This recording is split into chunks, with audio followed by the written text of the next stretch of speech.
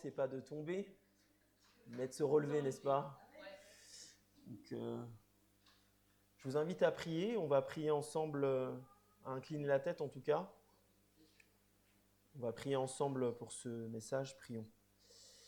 Notre Dieu, notre Père, notre Roi, nous voulons simplement, Père éternel, que tu disposes nos esprits à entendre, à comprendre aussi, mais surtout à mettre en pratique. Que tu puisses, Seigneur Dieu, nous inspirer, m'inspirer, me cacher derrière toi, afin que ce soit toi qui parles. Dans le nom de Jésus, nous t'avons prié. Amen. Alors, le titre de notre message ce matin, c'est « Entre les mains du vigneron ». Entre les mains du vigneron. Alors, je ne sais pas si vous le savez, mais vous le savez en réalité, il fait plutôt chaud en ce moment, n'est-ce pas? Oui. On a eu des températures qui allaient jusqu'à 26 degrés, 27 degrés. En Haute-Savoie, on a eu 26 degrés.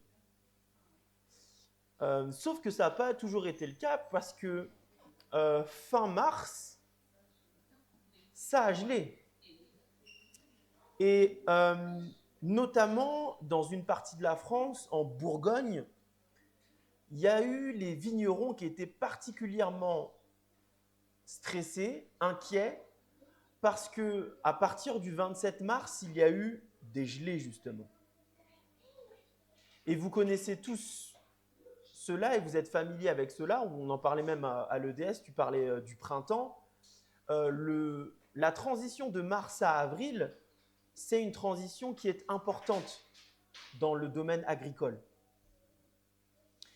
Et donc au matin, ces vignerons ont constaté que certains bourgeons avaient gelé. Et certains ont regardé justement ces sarments et ont vu justement que c'était gelé aussi. Alors bien heureusement, bien que beaucoup de sarments ont été touchés et de bourgeons, il y en a eu quand même pas mal qui ont été préservés, mais il y en a d'autres qui ont été touchés, qui ont été fragilisés, et d'autres totalement compromis pour la saison. Et donc, vous le savez, nos agriculteurs savent qu'à cette période, pratiquement tout se joue. Et justement, c'est un petit peu ce qu'introduit le texte de Jean 15, et je vous invite à le reprendre. Et alors qu'on va plonger nos regards dedans, j'aimerais vous le lire du verset 1 à 8, puisque c'est la section qui va nous intéresser. Jean 15, le verset 1 à 8. Et on peut le lire ensemble à l'autre voix, je vais mettre là 8 secondes. Hop, tchoc. Vous y êtes mes frères et sœurs? Ah bah c'est parfait. Ah oui. Je suis le vrai cep et mon père est le vigneron. Tout sarment qui est en moi et qui ne porte pas de fruit, il le retranche, et tout sarment qui porte du fruit, il l'émonde, afin qu'il porte encore plus de fruits. Le verset 3, déjà vous êtes purs à cause de la parole que je vous ai annoncée. Demeurez en moi et je demeurerai en vous. Comme le sarment ne peut de lui-même porter du fruit s'il ne demeure attaché au cep, ainsi vous ne le pouvez non plus si vous ne demeurez en moi. Je suis le cep, vous êtes le sarment. Celui qui demeure en moi et en qui je demeure porte beaucoup de fruits, car sans moi vous ne pouvez rien faire. Si quelqu'un ne demeure pas en moi, il est jeté dehors comme le sarment et il sèche. Puis on ramasse les sarments, on les jette au feu et ils brûlent. Si vous demeurez en moi et que mes paroles demeurent en vous, demandez ce que vous voudrez, et cela vous sera accordé. Dernier verset de notre section, si vous portez beaucoup de fruits, c'est ainsi que mon Père sera glorifié et que vous serez mes disciples. Bien évidemment, on le sait, mais lorsque Jésus-Christ utilise des images de la sorte, ce sont bien évidemment des images qui existaient à cette époque, où la vigne à cette époque était omniprésente, où finalement cultiver cela, c'était commun. Et donc ici, il y a deux actions qui sont mentionnées, celle finalement d'émonder et celle finalement d'enlever, ce qui ne sert pas. Donc ici, on a finalement une image, une illustration d'une vigne, d'un vigneron et de sarments au pluriel. Et si vous l'aurez remarqué, et ça ne sera pas l'objet de notre étude, mais c'est intéressant de voir quand même qu'il y a un verbe qui est tout le temps répété dans cette section, c'est le verbe demeurer. Et en réalité, demeurer ici, c'est le verbe central qui est utilisé ici par Jean. Et notre section finit par ce fameux verbe porter du fruit. C'est finalement la finalité, la conclusion de cette section. Mais ce qui va nous intéresser, nous ici, ce n'est pas tant demeurer, même si ça sera la thématique centrale, mais ça sera les sarments.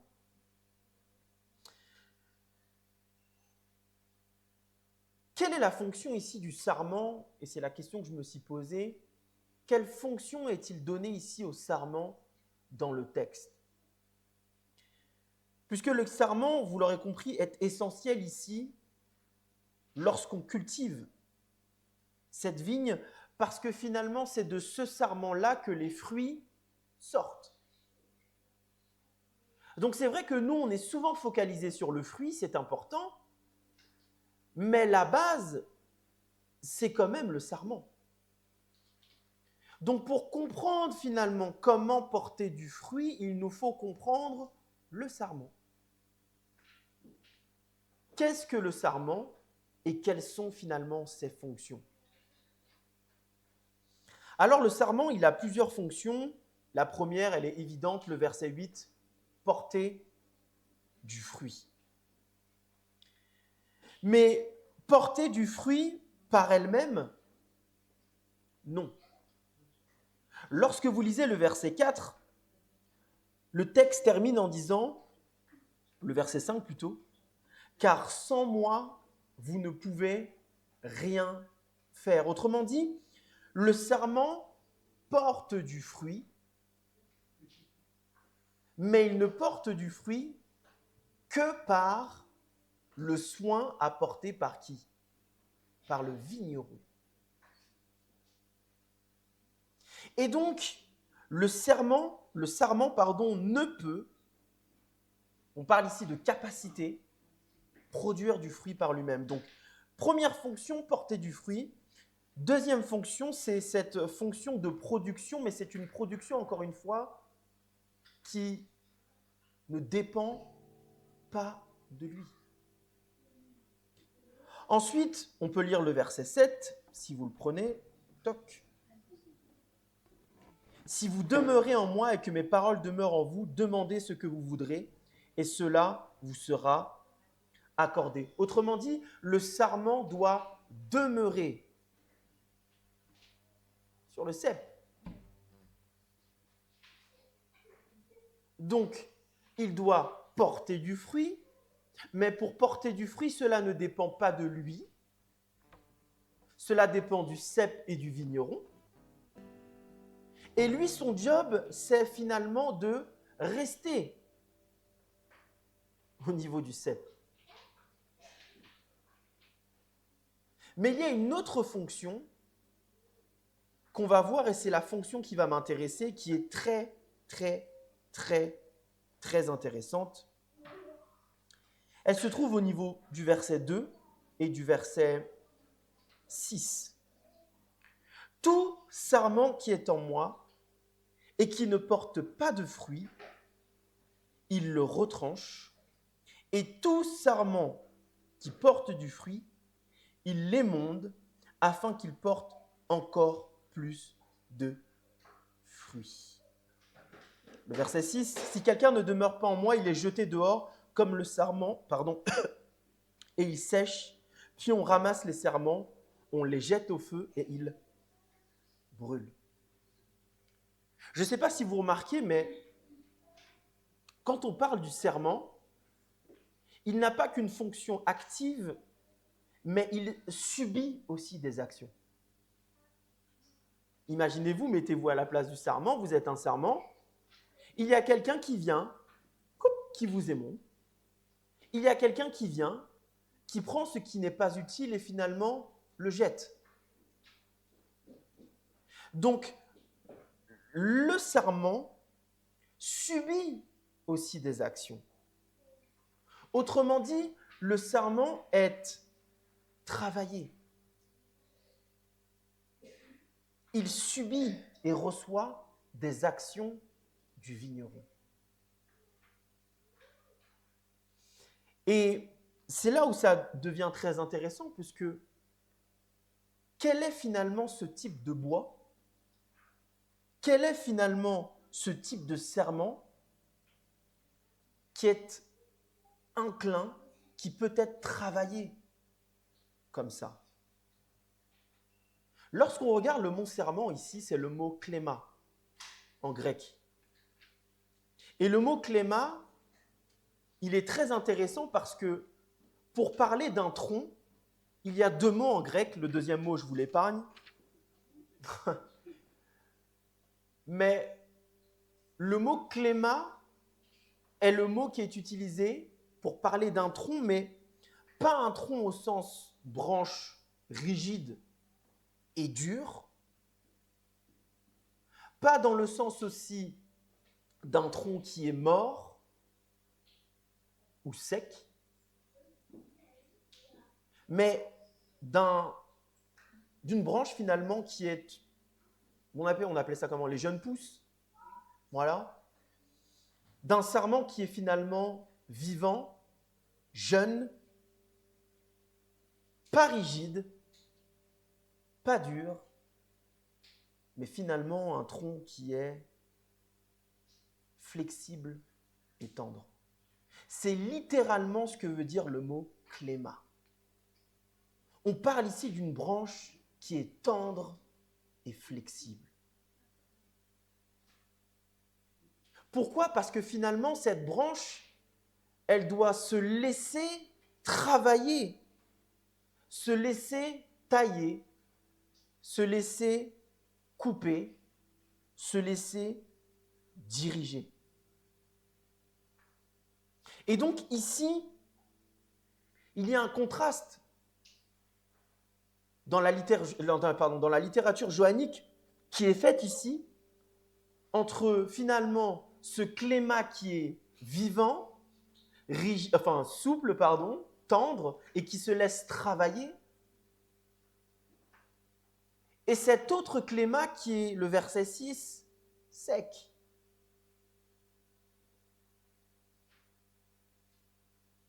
Ce kléma sec, finalement, qui est émondé, plutôt celui qui est jeté, est décrit comme étant sec, c'est-à-dire maintenant rigide. Inutile dans le sens où, à partir du moment où il est sec, il ne peut plus être travaillé. Il ne peut plus finalement être dirigé, guidé.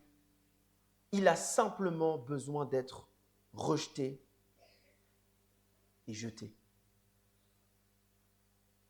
La différence entre les deux, finalement, c'est que le kléma, le sarment vivant, tendre et souple, peut être encore travaillé, alors que finalement, le sarment sec ne peut plus l'être. Et là, vous l'aurez compris, qui finalement sont ces serments? Qui finalement sont ces serments, ces klémas, qui sont censés être vivants et non secs? C'est nous. La Bible est très claire, vous êtes les serments. Alors ici, bien évidemment, dans le contexte direct, il s'adresse à qui? Aux disciples. Mais finalement, les disciples, c'est qui? Matthieu 28. Allez, faites de toutes des nations des disciples et baptisez-les au nom du Père, du Fils et du Saint-Esprit. Finalement, les disciples, c'est aussi nous aujourd'hui. C'est ceux finalement qui acceptent de porter cette croix que Jésus-Christ a portée pour nous. C'est finalement ceux qui comprennent qu'ils ne peuvent pas produire de fruits par eux-mêmes. Comme ce sarment qui ne peut produire de fruits par lui-même, les disciples, ceux qui veulent suivre Jésus, comprennent que par eux-mêmes, ils ne peuvent rien faire. Quel contraste avec certaines religions qui prônent une sainteté par les œuvres ou une sainteté méritée. Jean propose ici une spiritualité qui dépend totalement du vigneron et du cep. Le sarment, finalement, c'est ce disciple qui comprend qu'il ne contrôle pas tout. Et là, je vais m'arrêter quelques secondes parce que c'est une réalité. Là, je suis censé avancer sur la deuxième partie de mon mémoire. Tout le monde est tombé malade dans ma famille. Oh, ça m'énerve. Parce que j'ai pas le temps. Là, j'ai des vacances scolaires et c'est le moment d'avancer, d'écrire. Et puis là, une semaine qui tombe à la ramasse. Alors, je pourrais m'énerver, taper sur les murs, m'en vouloir à moi-même, parce que, voilà. Ou alors être complotiste en me disant « Oh, il y a un virus qui a été largué. » Non, mais vous voyez. Mais la réalité, c'est que, hommes finis que nous sommes, nous ne contrôlons pas tout. Le sarment, c'est celui aussi qui ne résiste pas. Qui ne résiste pas à quoi? Aux actions du vigneron. Vous avez déjà vu un sarment dire « Ne me coupe pas, ne m'émonde pas ». Et d'ailleurs, le mot « émonder » ici est intéressant en grec parce que sa racine, c'est la même racine que le mot « purifier ». Purifier. Donc quand on parle d'émonder, ici on parle d'une purification. Le vigneron est en train de purifier le sarment et le cep. Et le sarment fait quoi? Vas-y, coupe. Il ne résiste pas, puisqu'il est flexible et tendre. Le sarment, c'est celui qui est attaché, dépendant, et qui se laisse travailler par le vigneron.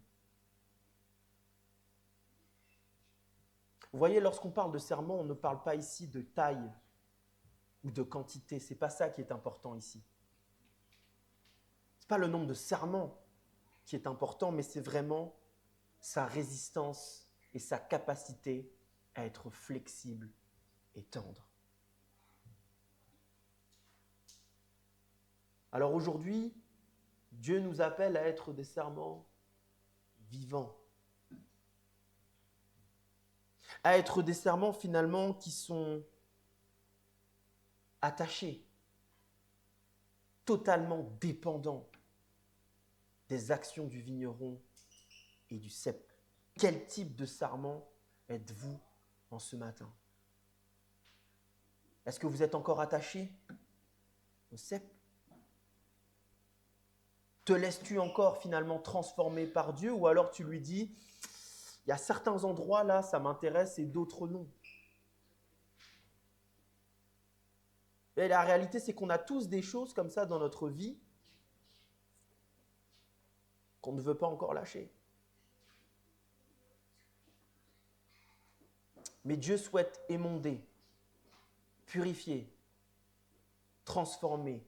Et j'aimerais vous dire que quand on émonde, vous voyez, on n'émonde pas avec... ça coupe. Ça fait mal. Mais par la grâce de Dieu, ça repousse et ça porte du fruit. Est-ce qu'aujourd'hui, mes frères et sœurs, vous êtes prêts à accepter d'être ce sarment vivant, tendre et flexible? Alors oui, tendre et flexible avec Dieu, mais vous l'aurez compris aussi, il y a une leçon théologique ici, pratique. Parce que si nous acceptons d'être des sarments, c'est qu'il y a plein de sarments ici. Et donc entre nous, nous devrions être comment? Flexibles et tendres. Parce que finalement, ceux et celles qui sont rigides, fixes, c'est que ça commence à être sec. Et la réalité, c'est qu'il viendra un temps, et le temps est très approché. Regardez ce qui se passe aujourd'hui, regardez comment le monde est bouleversé. Regardez comment en quelques minutes, il y a une guerre en Iran. On n'a même pas eu le temps d'éternuer à cause de la grippe que, atchoum, bam, des bombes. Inarrêtable. Regardez comment le droit international est incapable de régler les problèmes. Voyez même comment les discours du pape, qui est quand même respecté, quand il appelle à la paix,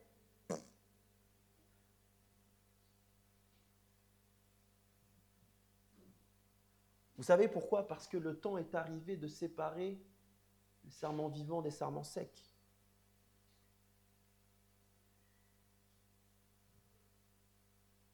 Mais Dieu nous invite, mes frères et sœurs, déjà à rester dans la vigne.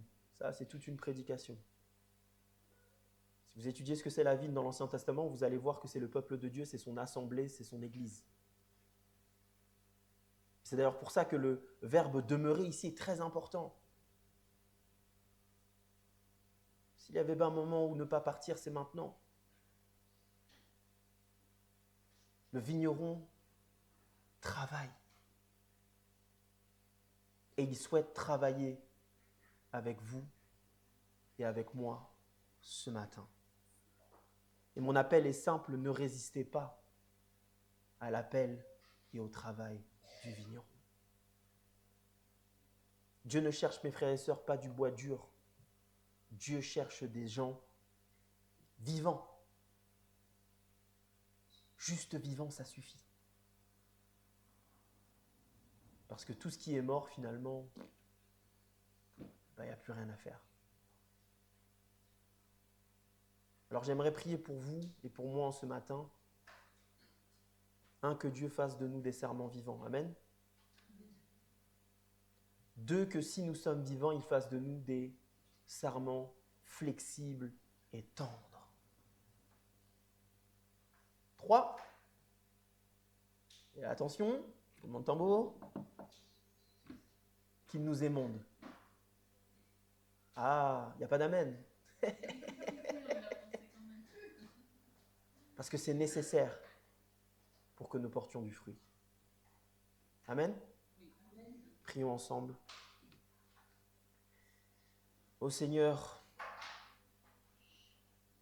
oui Seigneur Dieu, tu es le vigneron.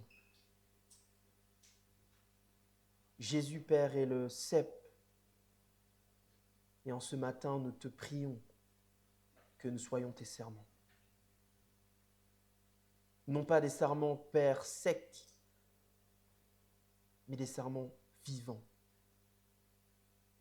Parce que Père éternel, tu travailles et tu souhaites travailler en nous. Mais nous savons que sans toi, nous ne pouvons absolument rien faire, si ce n'est déposer notre volonté à tes pieds. Seigneur Dieu, nous souhaitons également que tu nous rendes tendres et flexibles d'abord avec toi. C'est vrai que parfois nous ne comprenons pas tout. Nous sommes finalement des brebis bêtes, des brebis limitées. Mais toi, Père éternel, tu es le bon berger. Aide-nous, Père éternel, à te faire confiance malgré les situations que nous ne comprenons pas, malgré même parfois des choix que tu nous proposes dans notre vie que nous ne comprenons pas. Aide-nous, Seigneur Dieu, à garder cette image du berger qui prend soin de ses brebis et qui ne souhaite que leur bien. Aide-nous, Père éternel, également à être tendres et flexibles les uns avec les autres. Car toi-même, tu l'as dit, c'est à ceci que vous reconnaîtrez que vous êtes mes disciples, à l'amour que vous avez les uns envers les autres. Aide-nous à demeurer en toi si pleinement que cet amour puisse se déverser, couler auprès des autres. Et enfin, Père éternel, je te prie que nous baissions les armes afin de te laisser faire et que tu puisses nous émonder, nous purifier, nous laver. Seigneur Dieu, nous déposons tous nos fardeaux. Nous déposons à tes pieds également tout ce que nous n'arrivons pas à lâcher. Et nous te disons, Père, fais ton travail. Je te prie tout cela parce que, grâce à Jésus, nous avons la possibilité de te demander toutes ces choses. Et par son sacrifice, nous savons que si nous restons entre tes mains, entre les mains du vigneron, alors l'œuvre que tu as commencée, tu la finiras. Ce sont là mes prières à l'unisson de cette Église au nom de Jésus. Amen.